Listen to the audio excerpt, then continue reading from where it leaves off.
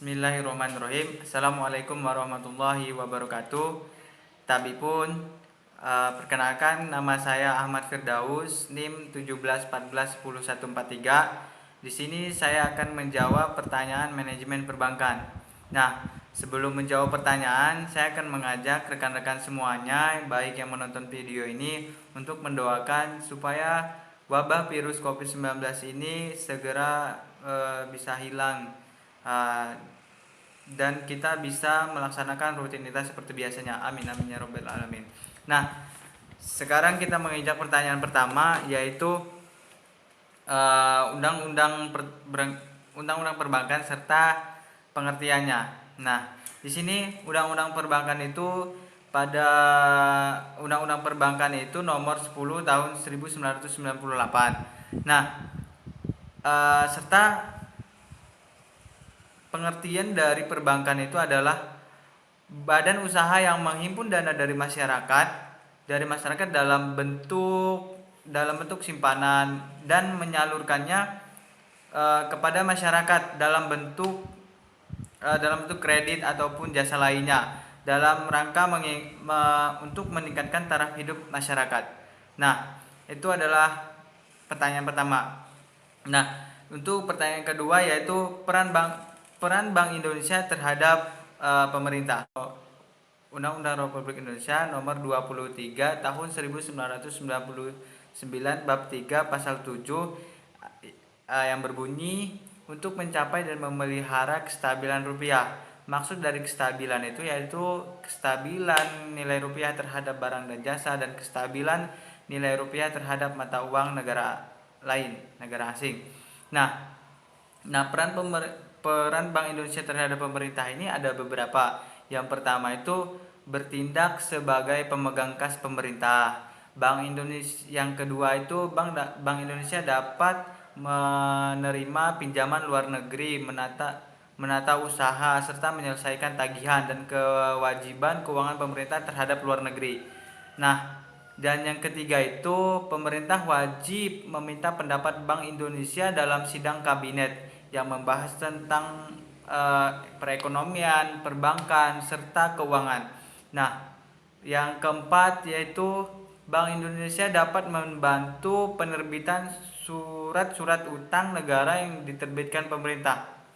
Yang kelima itu Bank Indonesia itu dilarang memberikan kredit kepada pemerintah. Nah, itu ada beberapa yang saya ketahui tentang peran dari Bank Indonesia terhadap pemerintah. Pertanyaan nomor 3. Pertanyaan itu, apa saja sih kegiatan dari bank itu? Nah, kegiatan bank itu ada 3. Pertama funding, kedua lending, ketiga service. Pertama, kita akan membahas pertama, yaitu funding, yaitu menghimpun dana dari masyarakat. Nah, di sini kegiatan ini ada 3 macam. Simpanan giro, simpanan tabungan, simpanan deposit. Apa sih simpanan giro itu? Simpanan pada bank di mana penarik dapat dilakukan setiap saat dengan menggunakan cek atau baik giro. Nah, simpanan tabungan sering kita lakukan. Pada simpanan tabungan pun kita menyimpan kepada langsung ke banknya gitu. Nah, selanjutnya yaitu menyalurkan dana ke masyarakat ataupun lending. Nah, di sini lending itu ada beberapa kegiatan dalam lending itu. Itu pertama kredit investasi, kredit modal, kredit perdagangan, kredit konsumtif, dan kredit produktif. Selanjutnya itu service, jasa-jasa bank lainnya ataupun disebut service. Nah, di service ini sebenarnya sudah banyak sekali ya service dari bank ini. Saya akan menyebutkan beberapa saja. Pertama yaitu menerima setoran. Nah, biasanya ini dilakukan untuk pembayaran pajak, telepon, air, listrik, dan uang kuliah. Selanjutnya itu melayani pembayaran seperti gaji, pembayaran dividen, pembayaran bonus.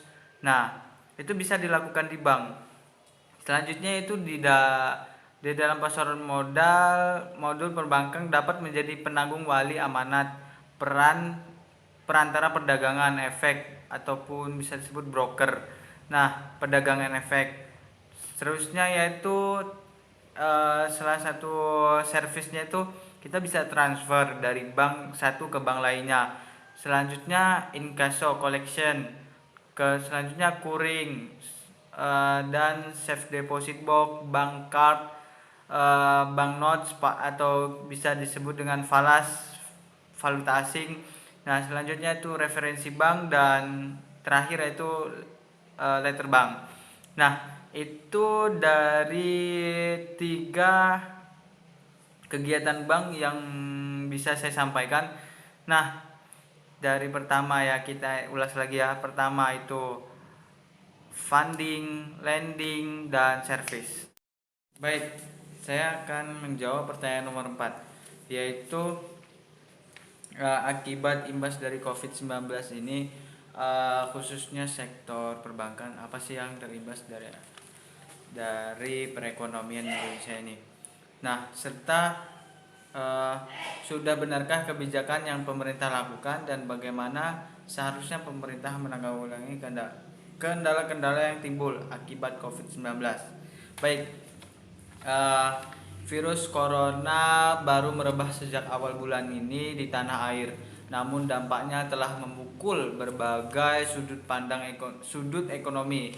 Indeks bursa saham rontok, rupiah terperosok, dan pelaku sektor real berteriak susah usaha.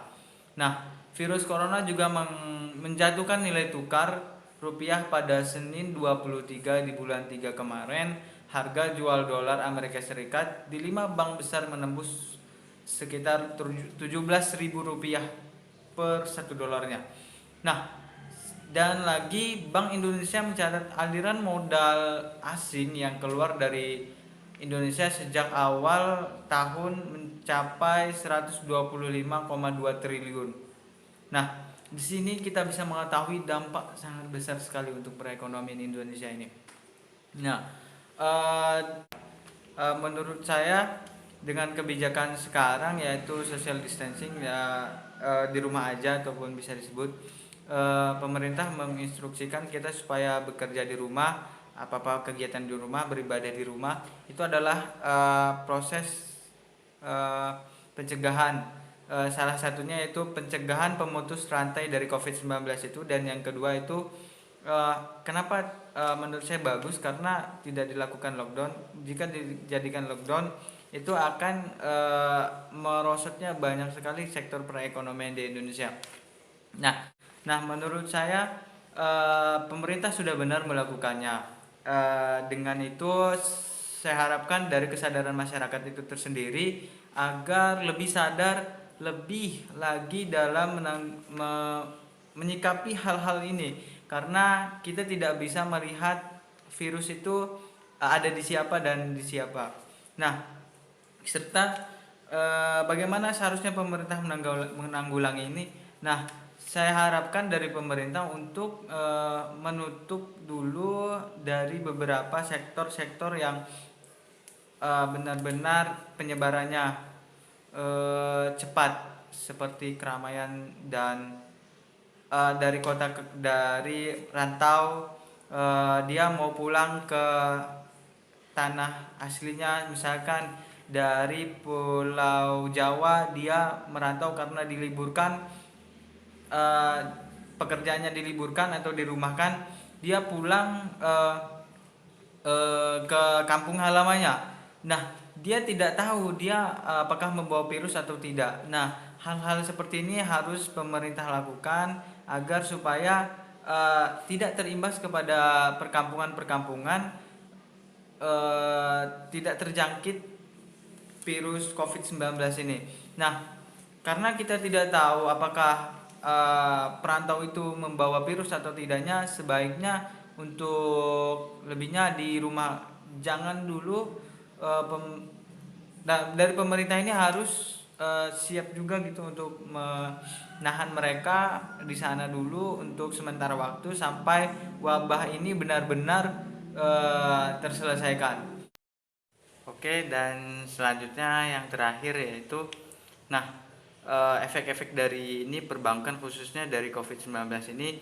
Nah, perbankan itu akan mengalami tekanan di sisi kredit, terus gangguan parah yang berkepanjangan dapat berdampak negatif terhadap pendapatan bank, tingkat modal, hingga akhirnya berefek kepada peringkat bank itu tersendiri. Dan selanjutnya itu tingkat suku bunga bisa menjadi rendah. Nah, baiklah, itulah tadi beberapa paparan saya mengenai jawaban tentang UTS ini.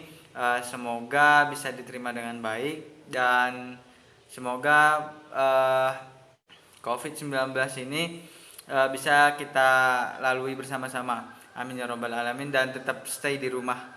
Terima kasih dan saya akhiri. Wassalamualaikum warahmatullahi wabarakatuh.